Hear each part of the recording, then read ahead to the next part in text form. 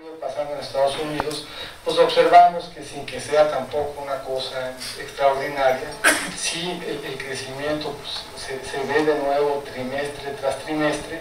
y el escenario central de los pronósticos de crecimiento parecen estar anclados ya en una zona de crecimiento positivo, tanto para la economía en su conjunto como para la producción industrial, que es la variable que más cercanamente impacta a nuestro país.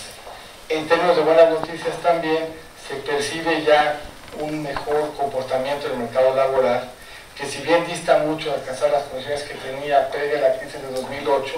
pues empieza ya a moverse en la dirección pues, de una recuperación sostenida. Y eso se aprecia también en una caída en las tasas de desempleo y en una caída en las solicitudes de incorporación a los beneficios por desempleo. El conjunto pues, de los indicadores hace pensar que el mercado laboral en Estados Unidos se empieza a mover en la dirección correcta y que esto le da soporte pues, a un nivel de crecimiento que se ubica en un terreno sólidamente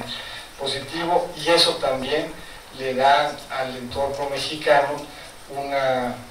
mejores condiciones, sobre todo respecto a las que se percibían hace apenas un semestre. Dista esto mucho y no se ve en la economía ningún desequilibrio relevante, ni en nuestras cuentas fiscales, ni en las cuentas externas, ni en los balances de familias o empresas,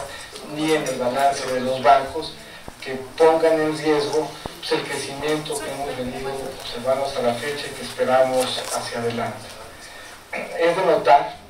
que la economía mexicana